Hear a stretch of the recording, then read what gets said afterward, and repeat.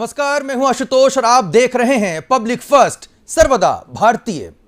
आज हम बात करेंगे मध्य प्रदेश के एक ऐसे जिले की जो कि बेहद उपजाऊ है, जिसका नाम अगर हम उनका नाम जाने तो एक ऐसा नाम जिसे उसकी उपजाऊ भूमि के नाम से जाना जाता है, मां नर्मदा की जिस पर विशेष कृपा है। और ऐसी उपजाऊ भूमि से आते हैं एक ऐसा नेता जो कि मध्य प्रदेश के कृषि मंत्री के तौर पर वर्तमान में अपनी भूमिका निभा रहे हैं। एक ऐसी बड़ी जिम्मेदारी जिसके तहत उनके ऊपर दारोमदार है मध्य प्रदेश के कृषि को देश में सर्वोपरि करने का। और आखिर हरदा को लेकर उनके क्या प्लान हैं, हरदा में किस तरह से विकास हो रहा है और कृषि को लेकर क्या क्या नई नई योजनाएं वो लेकर आ रहे हैं। चलिए शुरू करते हैं चर्चा मध्य प्रदेश के कृषि मंत्री और वरिष्ठ कैबिनेट मंत्री और खुद को किसान नेता कहलाने के हमेशा लिए आतुर मध्य पटेल जी, आपका पब्लिक फर्स्ट में बहुत बहुत स्वागत है। नमस्कार। कमल पटेल जी, सबसे पहले जानना चाहेंगे आपका और हरदा का जो नाता है, जो जुड़ाव है, उसके बारे में थोड़ा हम जानना चाहेंगे। देखिए, मेरा जन्म जब हरदा तहसील थी उसमें मां नर्मदा की आंचल गोद या नाभि स्थल है हंडिया, जिसका नाम बदलकर अब हम नाभि पट्टनम करने जा रहे हैं। नाभि पट्टनम? हाँ, नाभि पट्टनम पुराना नाम नर्मदा पुराण में भी है। नाभि पट्टनम नाभि स्थल है नर्मदा जी का, और नर्मदा जी के तो दर्शन मात्र से वो पुण्य मिलता है जितना गंगा जी में स्नान करने से मिलता है। नर्मदा का कंकर कंकर शंकर है और हम कितने सौभाग्यशाली हैं कि माँ नर्मदा का नाभि स्थल है। वहाँ से 10 किलोमीटर दूर मेरा गाँव है रातातली, वहाँ मेरा जन्म हुआ। हरदा तहसील और होशंगाबाद जिला था, अब नर्मदापुरम जिला हो गया, वो नर्मदापुरम संभाग हो गया, हरदा जिला अलग बनकर। और नर्मदापुरम में हम पैदा हुए, इसलिए हरदा से लगाव है, क्योंकि जननी जन्म भूमि स्वर्ग से महान है, इसके वास्ते तन मन धन और प्राण है। तो हरदा हृदय नगर है। महात्मा गांधी जी ने भी जब हरदा आए थे तो कहा था कि ये हरदा सिर्फ छोटा हरदा नहीं है, हिंदुस्तान का हृदय स्थल है हरदा।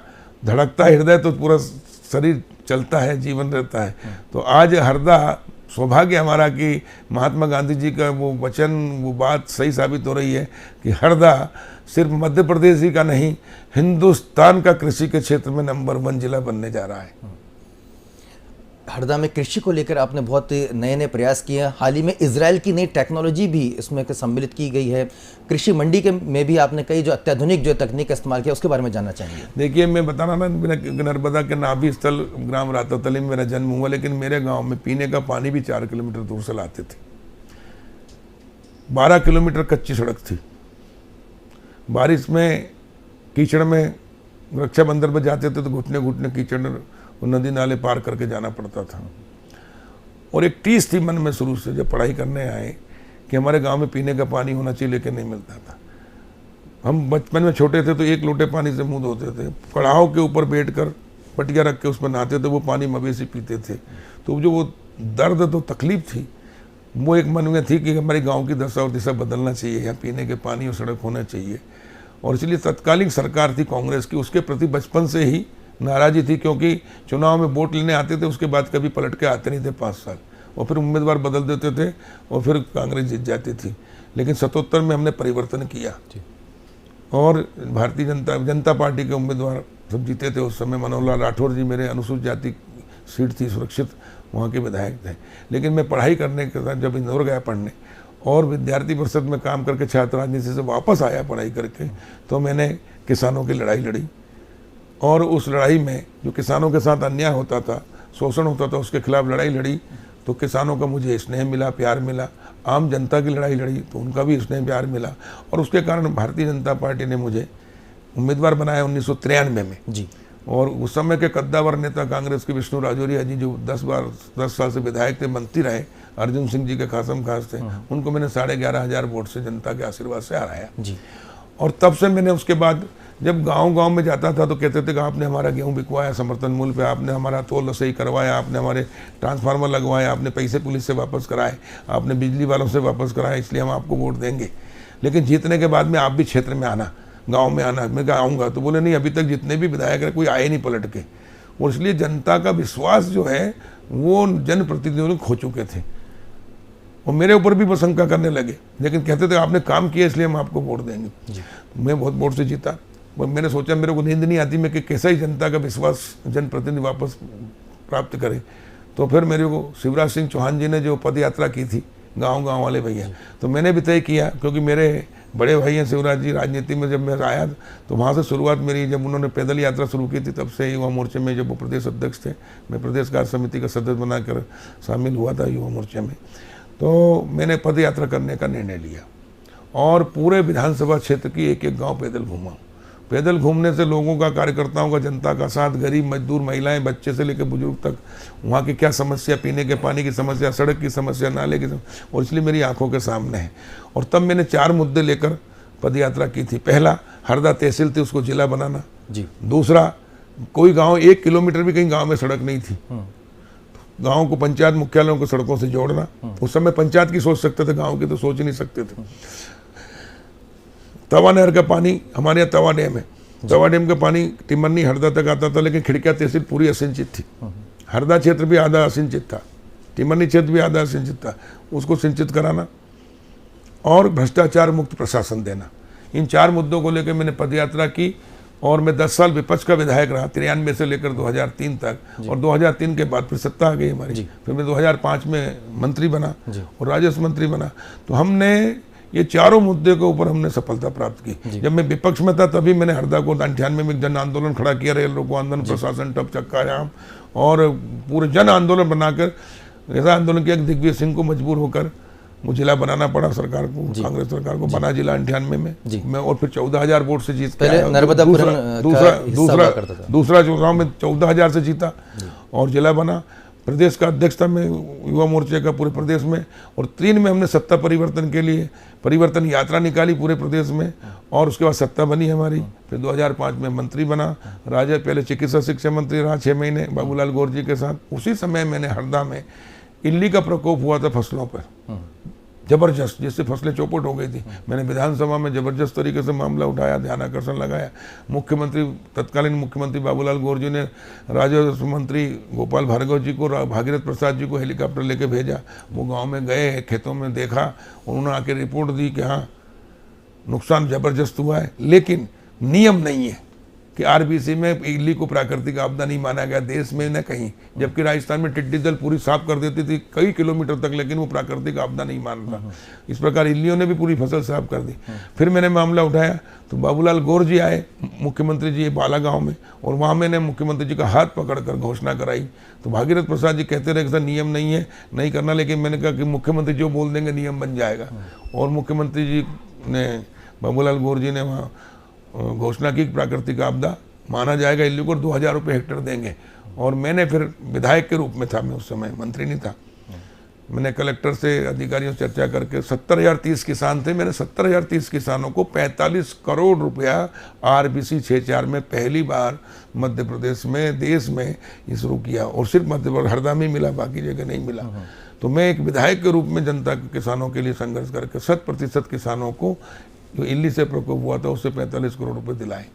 और उस समय जब मैंने देखा, जब चेक दिए तो दादाजी खत्म हो गए 10 साल पहले, 15 साल पहले, 20 साल पहले दादी खत्म हो गए, उनके नाम है, लेकिन उस चेक में उनके भी नाम आ गए, तो चेक विड्रॉल नहीं हो पाए। तो उसके बाद जब मैं मंत्री बना, शिवराज जी मुख्यमंत्री ने मुझे राजस्व मंत्री बनाया, तो मैंने राजस्व मंत्री के रूप में पूरे संभागों का दौरा किया, कमिश्नर सहित सब कलेक्टर की, एसडीएम की बैठकें ली, और एक अभियान चलाया था, आपकी समस्या का हल आपके घर जैसा अभियान होता कि 1-2 महीने मैंने राजस्व कैंप लगवाए कि फोती नामांतरण बंटवारे, अविवादित बंटवारे पूरे किए जाए। और 2 माह के अंदर मैंने 3,66,602 फोती नामांतरण बंटवारे करा के किया। और उसमें घोषणा की थी कि कोई फोती नामांतरण वाला बता तो 500 रुपये इनाम, और वो इनाम मैं दूंगा, लेकिन तनख्वाह कटेगी पटवारी से। तो रात दिन पटवारी बैठ के सब 2 महीने में इतना बड़ा काम किया, जो 50 साल में नहीं हुआ था, वो 2 महीने में करके दिखा। ये है सत्ता परिवर्तन से व्यवस्था परिवर्तन। और मेरा सपना था कि हरदा हर क्षेत्र में नंबर 1 बने। तो मुझे आज बताते हुए खुशी है कि हरदा गेहूं उत्पादन में देश में पंजाब हरियाणा को पीछे छोड़ के प्रति हेक्टेयर नंबर 1 है। चना उत्पादन में प्रति हेक्टेयर नंबर 1 है। मूंग उत्पादन में भी, ग्रीष्मकालीन मूंग की फसल जब कोरोना का संकट था, सब उद्योग धंधे, व्यापार व्यवसाय, होटल, चाय पान दुकान सब बंद था। सिर्फ एक क्षेत्र खुला था, वो खेती, और हमने डैम का पानी छिड़वाया माननीय मुख्यमंत्री जी से चर्चा करके। तब भी मैं मंत्री नहीं था, विधायक था, शिवराज जी मुख्यमंत्री बने ही थे 2019 में जी। और मार्च में, और मैंने पानी छुड़वाया 1 अप्रैल से, और उसके कारण किसानों का 3000 करोड़ का मूंग हुआ हरदा और नर्मदापुरम में। और फिर ग्रीष्मकालीन मूंग का कृषि मंत्री, उसके बाद में कृषि मंत्री बन गया, तो मैंने माननीय मुख्यमंत्री जी से प्रस्ताव देकर मूंग को भी समर्थन मूल्य पर खरीदी करवाई, जिससे 3000 रुपये कुंटल किसान को ज़्यादा मिला। बाजार में मंडी में बिक रही थी वो 4000 से 5000, हमने खरीदी 7100, और बाद में खरीदी 7275, और इस बार समर्थन मूल्य पर हम खरीद रहे हैं 7755 रुपये। भारत सरकार, प्रधानमंत्री जी का भी धन्यवाद करता हूँ कि उन्होंने किसानों का समर्थन मूल्य 400 500 रुपये कुंटल बढ़ रहा है, और कांग्रेस के राज में 10 रुपये और 5 रुपये बढ़ता था, ये अंतर है। और इसलिए किसानों की आय दोगुना करने का जो संकल्प था प्रधानमंत्री जी का, वो हमने पूरा करने में सफलता प्राप्त की। दूसरा, जब मैं कृषि मंत्री बना तब चना खरीदा जाता था 15 कुंटल प्रति हेक्टेयर पूरे प्रदेश में, लेकिन छिंदवाड़ा में 19 कुंटल खरीदा जाता था। सरसों पूरे प्रदेश में 13 कुंटल प्रति हेक्टेयर खरीदते थे, जबकि होता है 20-20 कुंटल चना भी और सरसों भी। मैंने 20-20 कुंटल चना सरसों माननीय मुख्यमंत्री जी से, भारत सरकार से करवाया, और उसके कारण किसानों का समर्थन मूल्य पर पूरा माल बिकने लगा, नहीं तो 1000-1500 रुपये कुंटल कम बिकता था। तो शुरू साल में, चूंकि मैं अप्रैल में मंत्री बना था, तो 750 करोड़ का फायदा हुआ चना सरसों। और अगले साल हमका जो 2004 से मनमोहन सिंह जी के समय से एक नियम बन गया था कि एक किसान से एक दिन में 25 ही कुंटल खरीदेंगे अनाज, भले वो आपका 100 कुंटल का पंजीयन हो या 200 का या 500 1000। तो किसान को आने में डीजल टायर 2 बार जाना पड़ता, 25-50, एक टाली में 40 कुंटल आ जाता है, तो उससे डीजल टायर समय बर्बादी होती थी, और इसलिए मजबूर होकर किसान मंडी में औने पौने भाव में बेचता था। वो हमने नियम बदले कि नहीं, अनलिमिटेड करो, 40 कुंटल खरीदो और कितना भी ले सकते हैं किसान से, जितना पंजीयन उतना पूरा खरीदेंगे। दूसरा, हमने जो मई जून में जुलाई में खरीदी होती थी, उसको 15 मार्च से खरीदी कर दी, क्योंकि फसल चना सरसों की पहले आती है, और उसके कारण किसानों को 10,000 करोड़ ज़्यादा मिले, जो व्यापारी उद्योगपतियों को मिलते थे वो हमने। तो ये है सत्ता परिवर्तन से व्यवस्था परिवर्तन। मैं किसान का बेटा हूँ, किसान हूँ, और किसानों के हित में जो काम किया 10,000 करोड़ उनको जेब में आया, तो मेरे लिए मंत्री बनना सार्थक हो गया। मंत्री जी, बीच बीच में हम आपकी जो जनता है, आपके विधानसभा क्षेत्र हरदा, उनको भी आपके साथ जोड़ते हैं। सुनील कुशवाहा हमारे संवाददाता हरदा में इस समय मौजूद हैं, और साथ में उनके साथ मौजूद है हरदा के जो लोग हैं। सुनील, काफ़ी परिवर्तन जो है अब हो चुका है हरदा में, क्या कुछ कह रहे हैं आम जनता? सर, मैं इस समय हरदा शहर के नेहरू स्टेडियम पे हूँ। अभी हमारे साथ में गोयल जी हैं, हम उनसे जानकारी जानेंगे कि वो क्या क्या कहते हैं मंत्री के बारे में। जी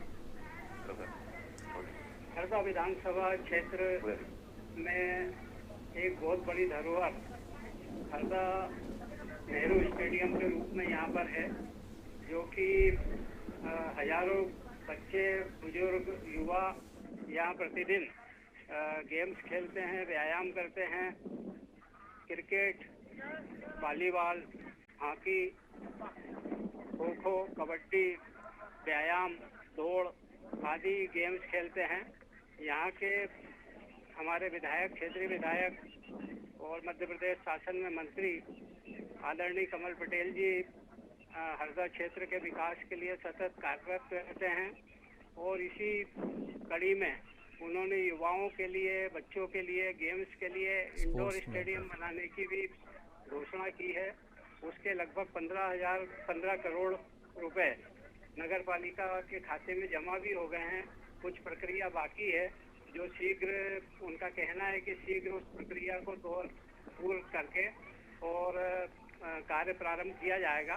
नगर और विधानसभा क्षेत्र में काफी विकास के कार्य हो रहे हैं। आशुतोष जी, मेरे साथ कुछ बच्चे हैं जो स्टेडियम में मंत्री जी के लाइव में जुड़ने के लिए आतुर है, मैं उनको दिखाना चाहूंगा। ये देखिए, बच्चे पूरे मंत्री जी के उत्साह में, जब उन्हें पता लगा कि मंत्री जी लाइव आ रहे हैं तो वो खुद ही इकट्ठे हो गए। ये वही स्टेडियम है मंत्री जी, यहाँ पे खेल अलंकरण समारोह आपने करा था जी। अरे वाह, सब मंत्री जी को वाय कर रहे हैं। इसके साथ एक कोच है हमारे, जो बच्चों से जो ट्रेनिंग कर रहे हैं, हम उनसे बात करेंगे, उनका क्या कहना है मंत्री जी को लेके। माननीय कमल जी पटेल जी, हम बहुत अच्छा स्टेडियम भी है और उससे अच्छी लाइट भी हम लोगों का समय से हम जो नाइट में चल रहा है टेम्परेचर को देखते हुए बहुत अच्छा लग रहा है कि हम लोगों को बच्चों को गर्मी में अच्छा देने के लिए रात को जो व्यवस्था दी गई है उसके लिए बहुत बहुत शुक्रगुजार है उनका। Thank you. कितनी खुशी मिलती है।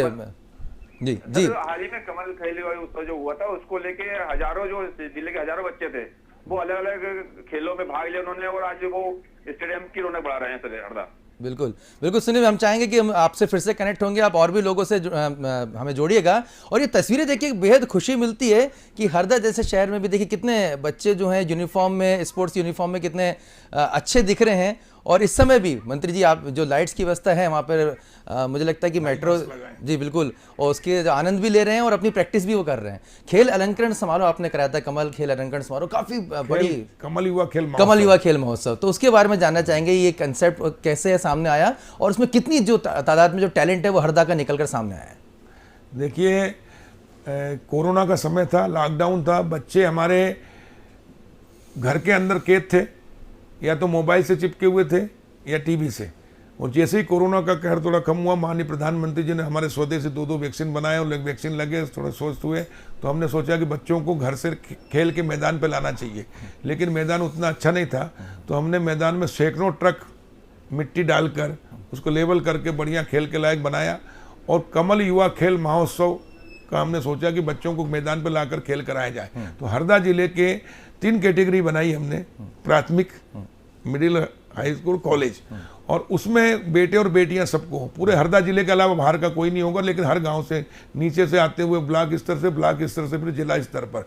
तो हमने 25 दिसंबर माननीय पूर्व प्रधानमंत्री भारत रत्न, हमारे प्रेरणा स्रोत, हमारे मार्गदर्शक अटल बिहारी वाजपेयी जी के जन्मदिन जयंती पर 25 दिसंबर से, और स्वामी विवेकानंद जो युवाओं के प्रेरणा स्रोत हैं उनकी जयंती तक 19 दिन का हमने कमल युवा खेल महोत्सव प्रारंभ किया।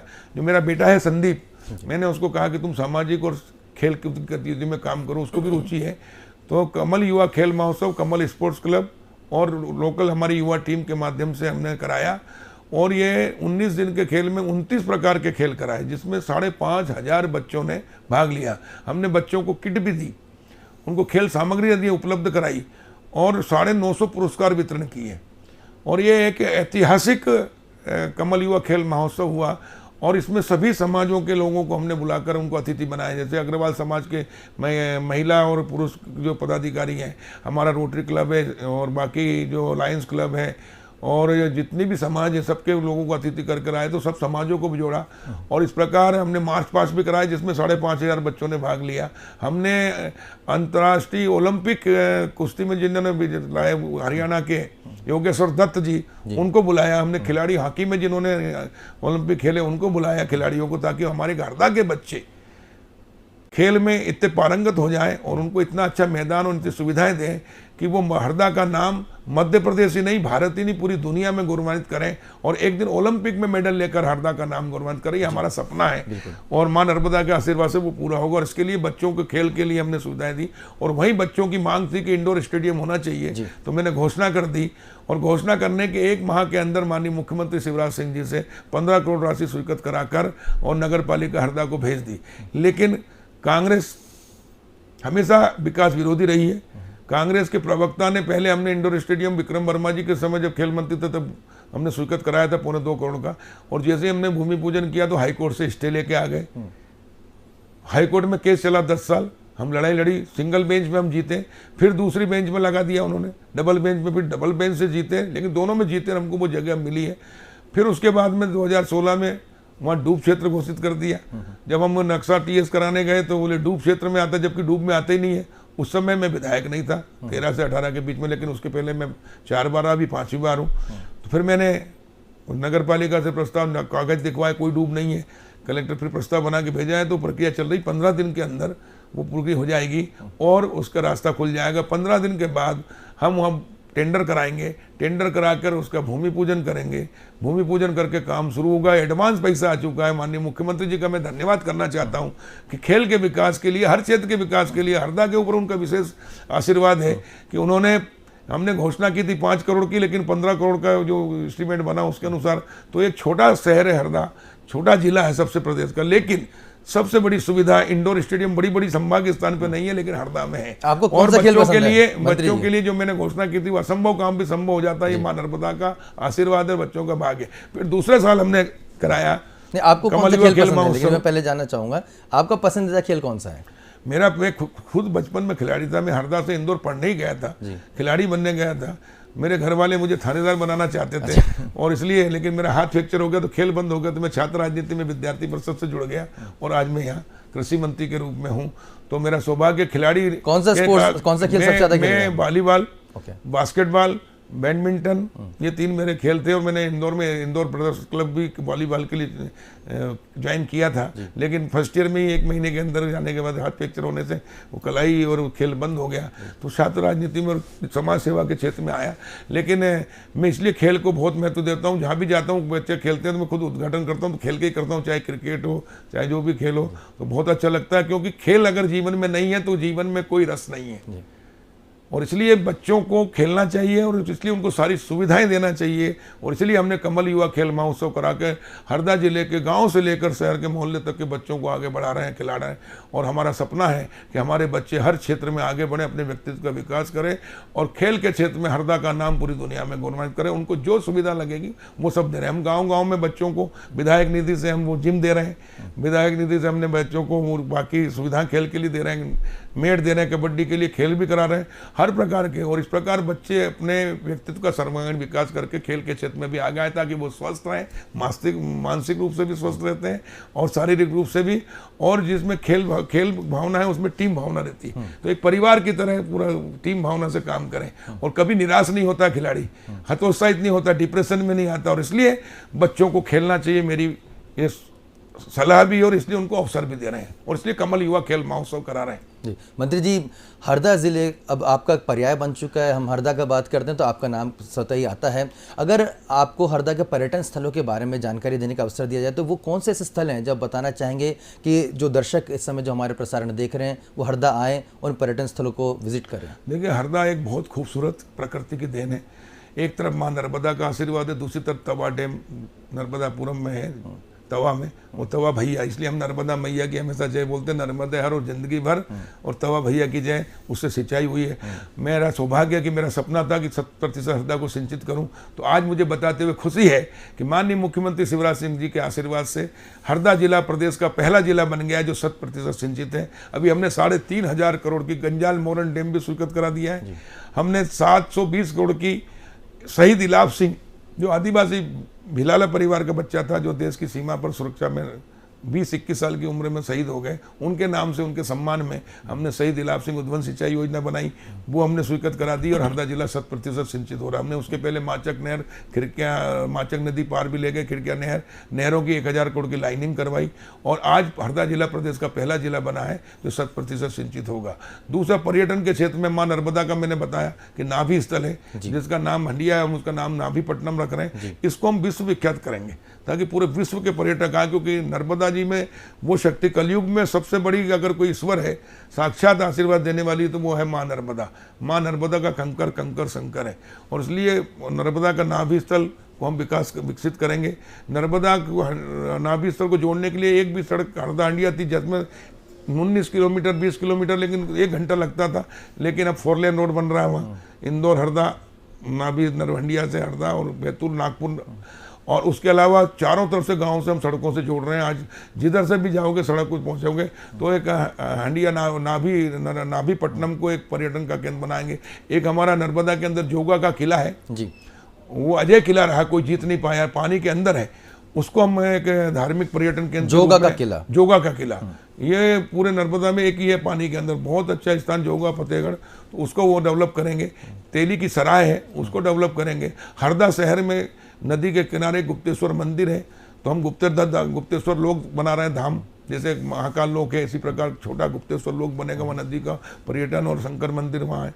इसी प्रकार चारवा खिड़किया में है गुप्तेश्वर, स्वयंभू मिट्टी के अंदर से निकला है मंदिर, बहुत, उसको भी हम गुप्तेश्वर लोक का वहाँ भी विकास करेंगे। एक नरसिंह मंदिर है छिपावड़ में, उसका भी विकास करेंगे। सिराली में तिल भांडेश्वर मंदिर है। मकड़ाई का किला है, विजय शाह जी हमारे जो मंत्री हैं उनके परिवार गोंड राजा रहे हैं वो, तो तो मकड़ाई का किला उसका विकास करेंगे। इस प्रकार गोंदा गांव गंगेश्वरी है, वहाँ पर उसका विकास कर रहे हैं। और नर्मदा जी की परिक्रमा होती है पैदल, तो हम अब तय कर रहे हैं कि नर्मदा पथ बना रहे हैं हम एक, जिसमें पैदल चलने वाले परिक्रमावासी को कांटा ना गड़े, कंकर ना गड़े, आराम से निकलें। और 5-5 किलोमीटर पर उनके लिए नर्मदा आश्रय बना रहे हैं, जहाँ वो रुकें, रात्रि विश्राम करें, भोजन पानी की व्यवस्था करा रहे हैं। हमारे यहाँ के लोग बहुत समाज मतलब सेवी है और नर्मदा के भक्त हैं। मैंने भी 3 बार नर्मदा जी की परिक्रमा की है। और पैदल परिक्रमा होती है, करीब कोई 6 महीने में करता, कोई 1 साल में करता है। और 3200 किलोमीटर की परिक्रमा होती है। पूरी दुनिया में एक महा नर्मदा है जिसकी परिक्रमा होती है, और बहुत ही संत वहाँ पर पूजा की। तो इसलिए हरदा में पर्यटन की प्रबल संभावनाएं हैं, उसको विकास करेंगे। और साथ ही हमारे यहाँ सागौन की लकड़ी हरदा जिले की, बैतूल और नर्मदापुरम की, देश ही नहीं पूरे विश्व में सबसे अच्छी है। जो रेशे आते हैं उसके, व्हाइट हाउस में भी हमारे यहाँ की लकड़ी लगी है। अच्छा, दिल्ली के लोकसभा में, हमारे यहाँ की विधानसभा में हमारे यहाँ की लकड़ी लगी है। सागौन की टिक जो कहते हैं, सागौन की लकड़ी सबसे कीमती, सबसे मूल्य वो हरदा में है। तो जंगल भी बहुत अच्छा है, मिट्टी हमारे यहाँ की सबसे उपजाऊ है, नदियाँ हमारे यहाँ है। अभी गर्मी में पानी बह रहा है, लोगों को पीने का पानी नहीं मिलेगा, हमारे नदी नाले सब पूरे चल रहे हैं। और इसलिए हम जगह जगह स्टाफ डैम बनाकर और 100% जमीन सिंचित करके और हरदा जिले को हिंदुस्तान का नंबर 1 जिला बनाना मेरा सपना था, वो साकार हो रहा है। सड़कें नाम की चीज नहीं थी, आज सड़कों की हमने जाल बिछा दी है। गांव-गांव में एक सड़क नहीं, एक तरफ से नहीं, प्रधानमंत्री ग्राम सड़क, मुख्यमंत्री ग्राम सड़क, PWD सड़क, मंडी निधि की सड़कें भी 54 सड़कें मैंने स्वीकृत कराई है, अभी और करने वाला हूँ। चौकड़ी बना रहे हैं हर गाँव में, जो कहते थे हम कि गाँव-गाँव में चौकड़ी बनाएंगे तो आज सड़कों का, ताकि किसान को, मजदूर को, महिला और बच्चों को, क्यों हमारे यहाँ की मिट्टी काली मिट्टी है और खेत के रास्ते घुटने घुटने कीचड़ हो जाता है, किसान को खेत में जाने में, महिलाओं को, बच्चों को, मवेशियों को भी दिक्कत जाती है। तो ऐसी सड़कें बनाएंगे जिसमें कि बारिश में झड़ी लगी हो कितनी, लेकिन किसान, मजदूर, महिलाएं, बच्चे और मवेशी को भी कीचड़ में ना खपना पड़े। तब हमारा विधायक बनना, मंत्री बनना सार्थक होगा। मां नर्मदा के और शिवराज जी के आशीर्वाद से वो हमारा पूरा हो रहा है। मंत्री, समय कम है, मैं बहुत फास्ट फॉरवर्ड 2-3 सवाल लेना चाहूँगा, वो सियासी सवाल रहेंगे। कांग्रेस का कहना है कि 3000 रुपये समर्थन मूल्य से गेहूँ क्यों नहीं खरीदती है सरकार? पहले कांग्रेसियों को किसान की बात करने का कोई नैतिक अधिकार नहीं है। आप सत्ता में थे 50 साल, 55 साल, आपने किसानों को क्या किया? 5 रुपये 10 रुपये बढ़ाते थे। अरे आप तो किसानों से ले भी जबरदस्ती वसूल की थी। इमरजेंसी में लोग जो रखते थे भिंडे, उसमें तो तोड़ तोड़ के तुमने कब्जा करके निकाला। क्या दिया था किसानों को भाव? 2008 का मैं पूछ रहा हूँ, कांग्रेसियों से पूछता हूँ, 2008 में गेहूं का समर्थन मूल्य था 855 और मनमोहन सिंह जी थे प्रधानमंत्री, शरद पवार जी थे कृषि मंत्री। मैं विधायक था, हम गए थे दिल्ली, तब इन्होंने समर्थन मूल्य पर 855 से ज्यादा 850 में कारगिल ITC कंपनियों ने खरीद लिया गेहूं पूरे देश से। इनको 1 कुंटल गेहूं नहीं मिला, क्योंकि किसान को अगर 2 रुपये ज्यादा मिलेगा वहां जाएगा बेचने। तो चूंकि समर्थन मूल्य था 855, तो कारगिल कंपनी ने 850 में खरीद लिया। लेकिन कांग्रेस ने कंपटीशन में अगर उतर जाती FCI तो 150 रुपये ज़्यादा मिल जाते किसान को, लेकिन किसान को लाभ नहीं दिया और 855 से 850 में बिकवा दिया गेहूं किसानों का। और बाहर से, विदेश से 1650 रुपये कुंटल में गेहूं खरीदा, लाल गेहूं, आपको ध्यान होगा। और उस समय मैंने हरदा में एक आंदोलन किया था, जिसमें ठेले पे चल कर हमने 2 गेहूं की बोरियां रखी। एक तरफ सोने जैसा किसानों का पसीने से तैयार किया भारत का गेहूं, उसका भाव 855, और एक इटली का सोनिया गेहूं, लाल गेहूं, सड़ा गेहूं, जिसका 1650। 14,000 करोड़ का घोटाला किया था कांग्रेस की सरकार ने और किसानों को बर्बाद कर दिया था। जो कांग्रेस विदेशियों को सड़ा गेहूं, जिसको जानवर भी नहीं खाते हैं, मुंह यहाँ दिया था, वो 1650 में दिया, और किसानों को तुमने 855 में। तुम किस मुंह से बात करते हो किसानों को देने की बात? और तुम जब सरकार में थे अभी 15 महीने, तुमने कहा था कि 10 दिन में किसानों का कर्जा माफ, नहीं तो मुख्यमंत्री बदल देंगे। मैंने नहीं कहा था, राहुल गांधी ने कहा था, कमलनाथ ने कहा था, कच्छ में खाई थी, वचन दिया था। तब क्यों नहीं तुमने 2 लाख का कर्जा माफ किया? और 15 महीने तुम सरकार में था, तब किसने रोका था तुमको? दिया तुमने कोई समर्थन मूल्य पे? तुमने तो समर्थन मूल्य पे गेहूं भी नहीं खरीदा, मात्र 63,000 मेट्रिक टन गेहूं खरीदा। जैसे ही तुम्हारी सरकार गिरी, भारतीय जनता पार्टी की सरकार आई, शिवराज जी मुख्यमंत्री बने, मैं कृषि मंत्री बना, हमने 1,29,00,000 मेट्रिक टन गेहूं खरीदा, तुमसे डबल, वो भी लॉकडाउन में। क्यों? क्योंकि हमने छोटे किसानों का गेहूं पहले खरीदा 1 हेक्टेयर, फिर 2 हेक्टेयर, 3, बड़े किसानों का बाद में। इसलिए पहली बार छोटे किसानों ने समर्थन मूल्य पे गेहूं बेचा। तुम्हारे राज में तो होने पौने भाव में बेच दिया था, आधी कीमत में। क्योंकि किसान, छोटे किसानों को खाद बीज दवाई का पैसा देना होता है। तुमने बड़े बड़े किसानों का खरीदा, छोटों का नहीं खरीदा, इसलिए 63 लाख मीट्रिक टन, हमने 1,29,00,000 मीट्रिक टन तुमसे डबल खरीदा हमने छोटे किसानों को। और हमने बीमा दिया किसानों को, तुमने 15 महीने में 1 रुपया बीमा नहीं दिया किसानों का। और किसानों को बीमा 1 रुपया दिया नहीं। और इसके अलावा फाइनेंस जो 100% था बीमा होता है, जितना इसके अलावा फाइनेंस जिले का होता है, जितना ऋण देती है इसके, उसका 100% बीमा शिवराज जी की सरकार, हमारी सरकार करती थी। इन्होंने आके 75 कर दिया ताकि इनको प्रीमियम कम भरना पड़े। अधिकारियों ने इनको सलाह दी, वित्त विभाग ने, कि सर प्रीमियम ज़्यादा भरना, क्योंकि किसान से लेते हैं बीमा में 2% खरीफ में, 1.5% रबी में, और बाकी अगर 15% में बीमा हो तो 13% आधा प्रदेश सरकार, आधा केंद्र सरकार भरती। इनको ना भरना पड़े इसलिए 75% कर दिया। और उसके बाद में रुपये एक जमा किया नहीं प्रीमियम, इसलिए 15 महीने में 18 रबी का, खरीफ का, 19 का 1 रुपया बीमा नहीं मिला खरीफ रबी का। लेकिन जैसे ही कांग्रेस की सरकार गिरी, भारतीय जनता पार्टी की सरकार बनी, शिवराज जी मुख्यमंत्री बने, 1 सप्ताह के अंदर 2200 करोड़ हमने प्रीमियम जमा किया और किसानों के खातों में हमने 8,000 करोड़ दिए। वो 10,000 करोड़ मिलते अगर कांग्रेस की सरकार नहीं होती, क्योंकि इन्हें 75% करने से 2,000 करोड़ का नुकसान किया। तो पहले तो कांग्रेसियों 2,000 करोड़ किसानों के खातों में दो, तुमने, तुम्हारे गलती के कारण, तुम्हारी गलत नीति के कारण, किसान विरोधी नीति के कारण हुआ है। और हमने अभी तक 3 वर्ष में 17,000 करोड़ बीमा दे चुके हैं। इसी महीने अभी 2,954 करोड़ बीमा और देने वाले हैं 2021 का। और उसके बाद में 22 का भी बीमा, 23 का बीमा हम दे देंगे, 22 का रबी का बीमा भी दे देंगे। कमल जी, बस एक आखिरी सवाल, और इसलिए कांग्रेस को कोई नैतिक अधिकार नहीं है। हमने समर्थन मूल्य पे खरीदते हैं, समर्थन मूल्य से ऊपर 3,000 कर पाएंगे सर? मैं एक बताना चाहता हूँ कि मैंने बताया ना 10,000 करोड़ हमने किसानों को ज्यादा दिलाए। तुमने तो किसानों का खरीदते थे चना 15 कुंटल पूरे प्रदेश में, कमलनाथ के छिंदवाड़ा में 19, जबकि वहाँ 17 कुंटल प्रति हेक्टेयर होता है। हरदा में होता है 20 कुंटल से 25 कुंटल, होशंगाबाद में 24 कुंटल, नर्मदापुरम में, खरगोन जहाँ 22 कुंटल प्रति हेक्टेयर होता है, वहाँ आदिवासी बाहुल जिला है वो। और वहाँ कृषि मंत्री थे सचिन यादव, लेकिन उनका मुंह नहीं खुला कि कमलनाथ जी तुम अपने छिंदवाड़ा में 19 कुंटल प्रति हेक्टेयर खरीद रहे हो, मेरे यहाँ 15 क्यों। मैंने कृषि मंत्री बनने के बाद में सबका साथ, सबका विकास, सबका विश्वास, जो प्रधानमंत्री जी का नारा है, मंत्र, उसको हमने साकार किया। पूरा 20-20 कुंटल पूरे प्रदेश में किया। तो हमने खरगोन में भी 20 कुंटल खरीदा 15 की जगह, जहाँ वो किसानों को लाभ मिला, 10,000 करोड़ ज़्यादा दिलाए। और इसलिए हमको अधिकार है कि नैतिक कहना का किसान सरकार, हम गाँव गरीब और किसान, तुमको कोई नैतिक अधिकार नहीं। तुमने बीमा दिया नहीं, तुमने किसानों का कर्जा 2 लाख का माफ़ किया नहीं, तुमने किसानों को डिफॉल्टर कर दिया। हमने, माननीय मुख्यमंत्री जी ने कहा था कि ब्याज की गठरी उतारेंगे, और इसलिए 2,129 करोड़ रुपये हम किसानों को ब्याज का माफ़ कर रहे हैं। कल ही मैं हरदा गया था, एक किसान का 99,936 रुपये ब्याज माफ किया। वो किसान का चेहरा जब मैंने प्रमाण पत्र दिया, देखने लायक था।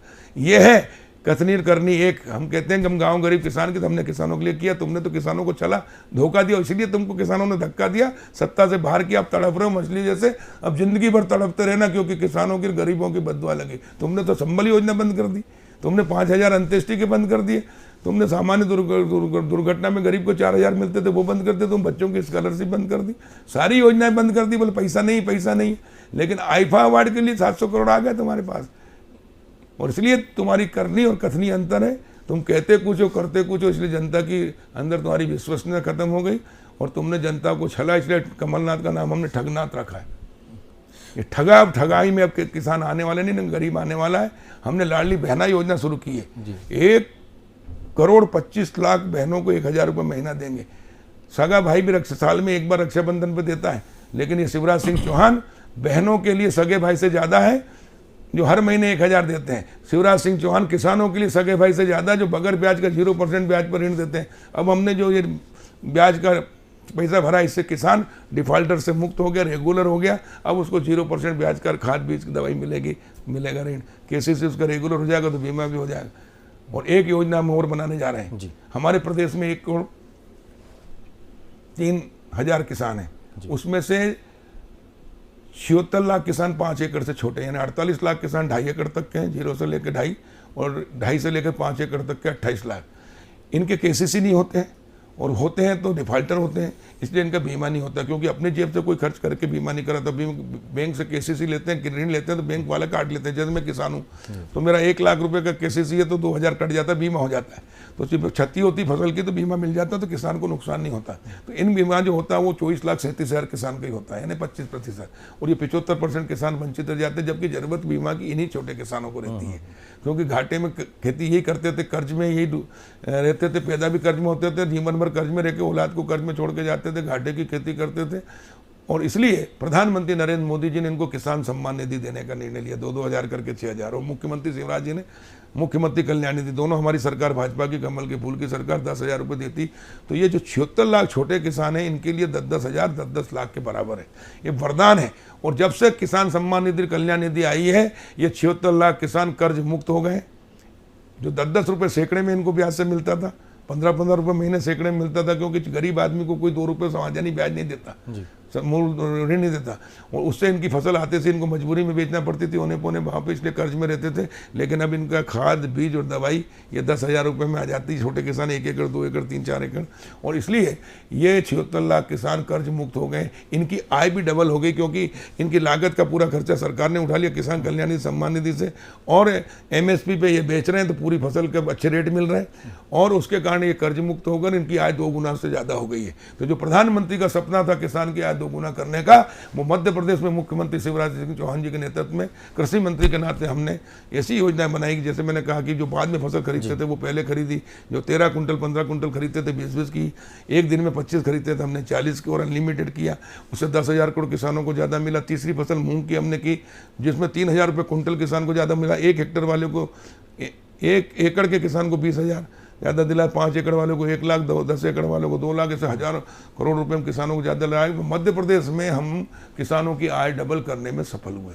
आखिरी सवाल कृषि मंत्री जी, चुनावी साल है, कांग्रेस फिर कर्ज माफ़ी की योजना लेकर आ रही है, जिसने 2018 में आप लोग को सत्ता से दूर कर दिया था। देखिए, कोई भी आदमी धोखा दे के एक बार जीत सकता है, दोबारा कभी नहीं। और कांग्रेस ने हर वर्ग को धोखा दिया। किसानों से कहा 2 लाख का कर्जा माफ़ कर देंगे, 10 दिन में मुख्यमंत्री बदल देंगे। महिलाओं से कहा समूह का कर्जा माफ़ कर देंगे, चाहे प्राइवेट हो सरकारी, तो उनसे वोट लेकर धोखा दिया। वृद्ध विधवा और उनको भी नहीं छोड़ा, दिव्यांगों को, कि इनका 1,000 पेंशन कर देंगे, लेकिन नहीं किया। बेरोजगारों से कहा रोजगार देंगे नहीं, 4,000 बेरोजगारी भत्ता देंगे ढोर चराने वालों को, उनको भी नहीं किया। दैनिक वेतन भोगी से कहा रेगुलर कर देंगे, उनको एक को रेगुलर नहीं किया। अतिथि विद्वानों से कहा रेगुलर कर देंगे, कुछ नहीं, सब झूठे वादे और धक्का दिया, 400% धोखाधड़ी की।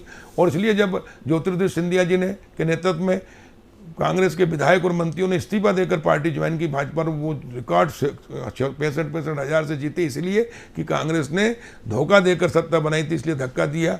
उनको बददुआएं भी मिली और उसके कारण सत्ता से बाहर हुए। अब तड़प रहे मछली की तरह, लेकिन अब जिंदगी भर मछली की तरह तड़पते रहो, कभी सत्ता में नहीं आओगे, क्योंकि तुमने छल किया, धोखा दिया, ठगा। अब जनता ठगाई में नहीं आएगी। और इसलिए हम जनता को आग्रह कर रहे हैं, मतदाताओं को, मेरे भाइयों बहनों, ये ठगों के चक्कर में नहीं आना है। ये ठगे हैं, ये 50-60 साल से बर्बाद कर दिए। एक शौचालय नहीं बनाया 60 साल में कांग्रेस सत्ता में रही, 55 साल। एक पक्का मकान नहीं बनाया, एक गैस टंकी चूल्हा नहीं दिया, एक गांव में कहीं सड़क नहीं बनाई, कहीं पीने के पानी की व्यवस्था नहीं की। और जबकि भारतीय जनता पार्टी की सरकार ने प्रधानमंत्री नरेंद्र मोदी जी के नेतृत्व में 8 साल में देश को स्वच्छ भी कर दिया। 3.5 करोड़ मकान बनाए,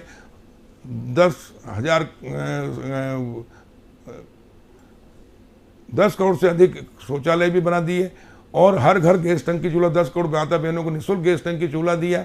और अब हर घर नल से जल दे रहे हैं, 2 हाथ को काम दे रहे हैं। और बहना, लाडली बहना से महिला सशक्तिकरण कर सम्मान दे रहे हैं। हर महीने 1,000 सगे भाई से ज़्यादा है शिवराज सिंह जी, भारतीय जनता पार्टी की सरकार।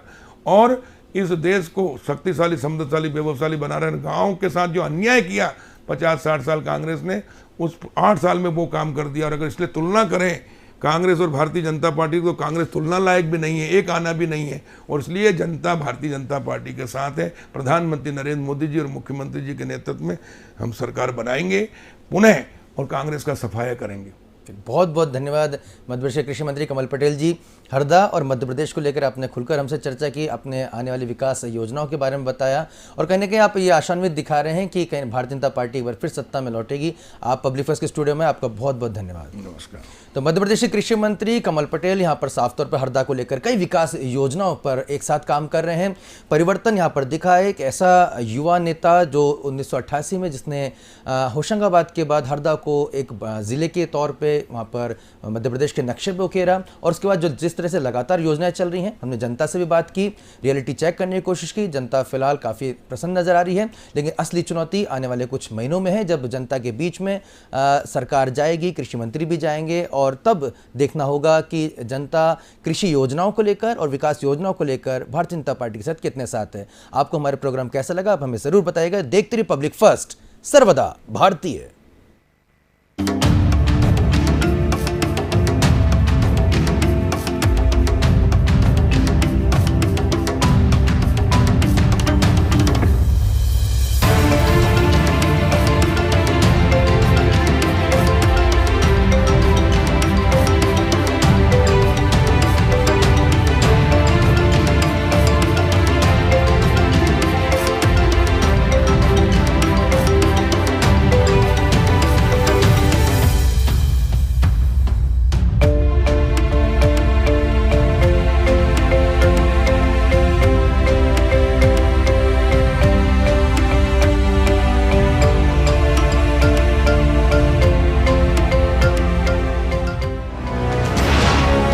ये है इंडिया फर्स्ट कम्युनिकेशन और आप देख रहे हैं पब्लिक फर्स्ट, सर्वदा भारतीय।